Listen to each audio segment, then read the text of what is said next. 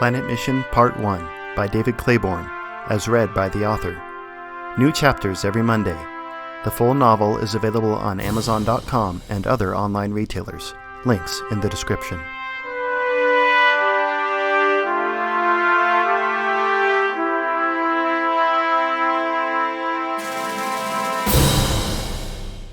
Chapter 32. The Lance Longinus. Bo was back in the core, phone in hand, the system map projected in front of him. He pushed off the metal service pipes to give himself a boost and floated down the corridor. The white LEDs flattened everything and gave it all the same texture and appearance, but it would not have mattered much anyway. It was all metal, rubber, plastic, and carbon fiber. His plan was months in the making, pushing a year even. He needed to come out the hero. He needed the colonists to be the enemy. That part would not be hard given the administration and Mufasa's predisposition. He needed his colleagues to be implicated as well. To protect him, they had to lose credibility. That part was more difficult. The station orbits Polus IV every 90 minutes, he said to himself. Any airlock in the lower third of the spire should do. I'll need to secure a guidance system. A phone would work, but that won't do. I can't use Earth technology. It needs to come from the colonists. Back in his room on the third helix, he sorted the items that looked important. The lance was the main thing. It was the perfect implement, not only a weapon, but symbolic too. He felt stronger when he held it. He tossed the glasses from the city onto the bed, then stopped and put them on. They functioned just as well on the station. Cycling through their functions, he found a map. They pinged his location. If it has my location, it has a guidance chip. Sullivan Jackson was a unique individual among humanity, one born in space who had never lived outside artificial gravity. His parents were civil servant positions. He grew up on the same station where his mother gave birth. He left for the outer planets when he was 18, his feet never having touched ground. He was tall and lanky, the weightlessness to which he was accustomed having stretched his spine and limbs and made his muscles stringy. It was difficult to make friends, or even understand why he should have friends. People were around, but Sullivan did not need human contact, not like other people did. That was difficult to understand, too. Machines provided him all the interaction he needed. Bo had to be careful finding him. Sullivan had to be careful helping him. The job requires discretion. This is a piece of colonist technology, and we're not quite sure what it can do, Bo said. Sullivan was fascinated. You want to rig the location chip as a guidance system onto this pole? He twirled the colonist glasses in his hands, popped off a cover plate and poked at the circuitry inside. That's right, be careful with that. I only have one, Bo said. Circuitry is simpler than people give it credit for. That should be easy enough to do. For the second part, I need a propellant source, though. Just a small air tank connected to a four-thruster system should be sufficient, Sullivan said. We're testing using the station's trajectory as a launching platform. It won't need its own fuel, Bo said. The air is for steering, not for propulsion, Sullivan said. Then under his breath, he asked himself, who wouldn't understand that? I can work on getting that for you, Bo said. Don't bother, we have lots of empty canisters that will work.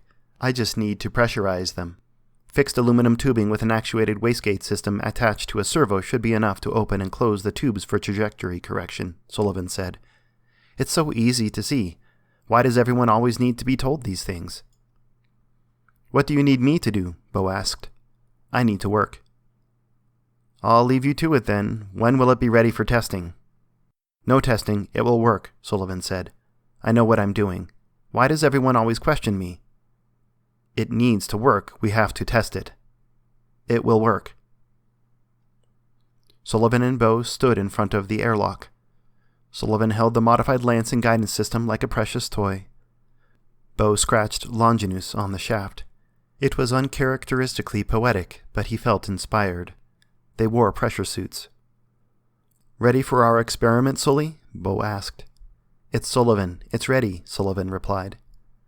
They stepped into the airlock and hooked their carabiners to the safety rail. The door behind them closed and there was a sucking sound. Their suits pulled away from their skin slightly as the airlock depressurized. Bo opened the outer door and they stared at the moon below. It careened by at thousands of kilometers an hour, yet looked serene from hundreds of kilometers above. "Tell me again how to work it, Sully," Bo said. "It's so simple a child could do it. Why does he need me to show him?" Sullivan muttered. "The guidance system accepts the trajectory from the app on your phone here. When we're ready, you release the lance and press this button to activate the thrusters, which will keep it on course." Bo brought up his phone. The lance's path was loaded and set. "We'll be over the launch site in a couple of minutes. Are you sure about this? There's no margin for error in these calculations, you know." "Of course, I know that. I'm not an idiot," Sullivan muttered. "It works." "Who else helped you with this project, Sully?" Bo asked. "My name is Sullivan, and no one, Missionary Lee. I don't need help." "You did it by yourself? Did you tell anyone else about our project?" Bo asked. "No, Missionary Lee. I don't need help. I did it by myself. I'm not an idiot." "What did you use to program the trajectory?" Bo asked. "My phone." "Do you have your phone with you now?" "Yes, it's right here." Sullivan held up his wrist. His phone was attached by a piece of Velcro. "You can let the pole go, Sully," Bo said. Sullivan took a last look at his creation and gently let go. It drifted out of the airlock on its own. "That trajectory will collide with the moon," Sullivan said, glancing at Bo's phone. "That's right." "It will collide with the spaceport. No, with the space elevator." "That's right as well. How much air did you say these suits have, Sully?"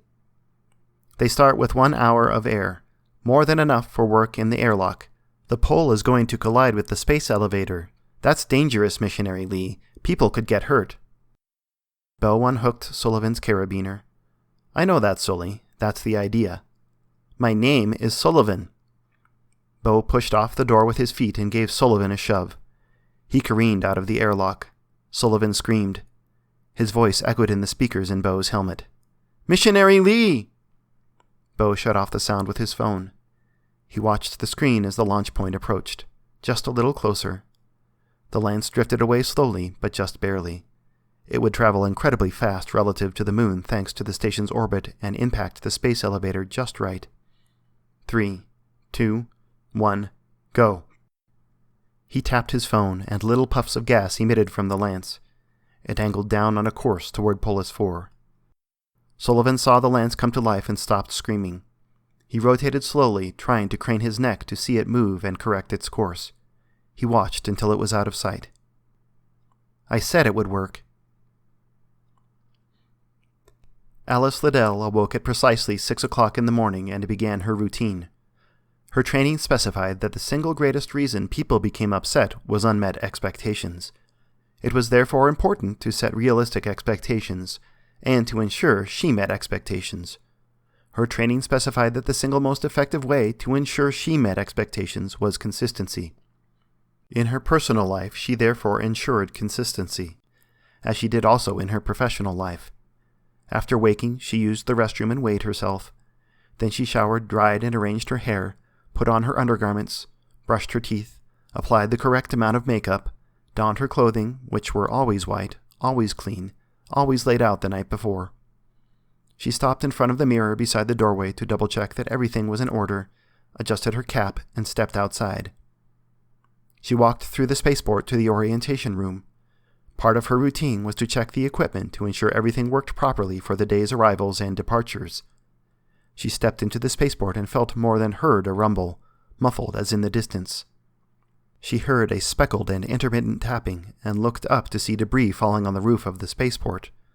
Through the glass ceiling she saw coiling and twisting pieces of scaffolding descend from the space elevator as it fell and crashed through the spaceport in a heap.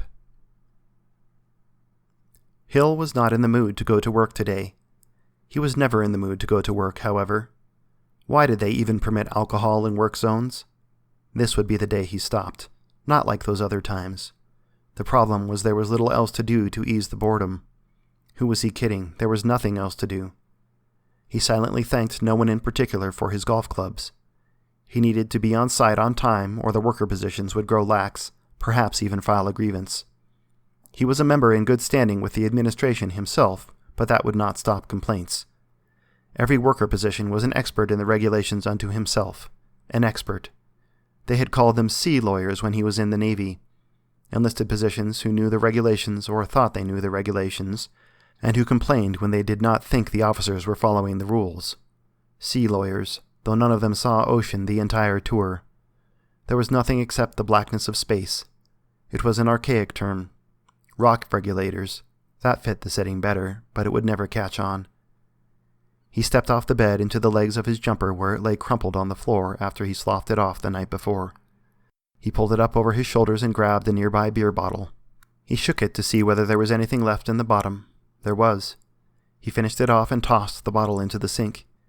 He looked in the mirror by the trailer door and ran his hand over the stubble on his face. He grabbed a hard hat from its peg and stepped outside.